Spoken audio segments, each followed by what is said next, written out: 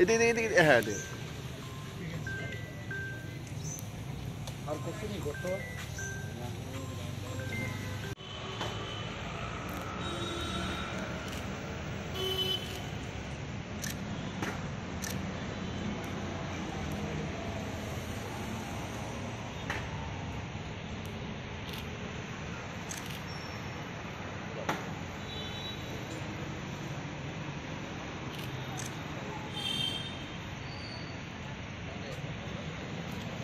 কিভাবে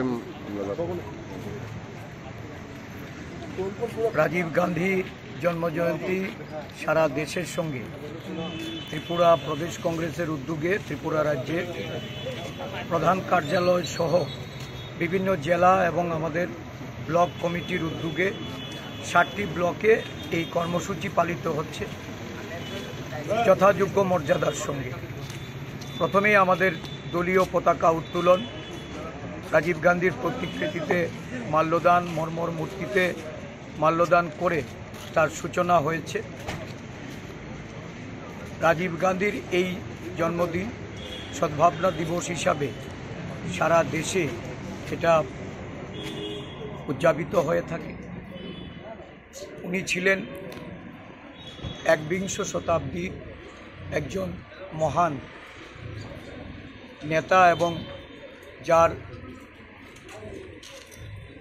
পথ প্রদর্শিত করে আজকে ভারতবর্ষ পৃথিবীর মধ্যে একটা অন্যতম তথ্য প্রযুক্তি বিজ্ঞান উন্নয়নের যুগে প্রবেশ করেছে। সামাজিক সম্প্রীতি, দলীয় আমাদের যে যুব এবং মহিলা তাদের আগামী দিন কিভাবে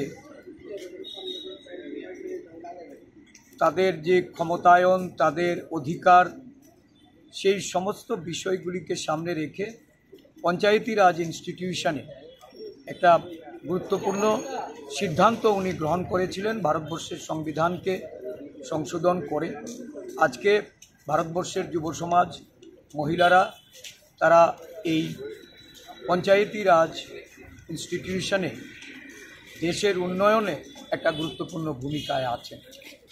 এই দিনে ওনাকে আমরা শ্রদ্ধাঞ্জলি অর্পণ করে মহান নেতার যে আদর্শ, মহান নেতার তার যে দেশের প্রতি দেশ ভক্তি, এটা অনুপ্রেরণা হিসাবে গ্রহণ করে আমরা দেশকে শক্তিশালী করার জন্য দেশের আভ্যন্তরীণ যে বিভেদকামী শক্তি, বিভিন্নভাবে সাম্প্রদায়িক উস্কানিমূলক যে দূরভিসন্ধি, সেগুলিকে নস্যাৎ করার জন্য আমরা সংকল্প গ্রহণ করি।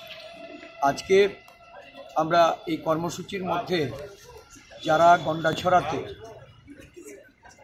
রায়োটে ভিকটিম, শরণার্থী শিবিরে যারা এখনও আছেন,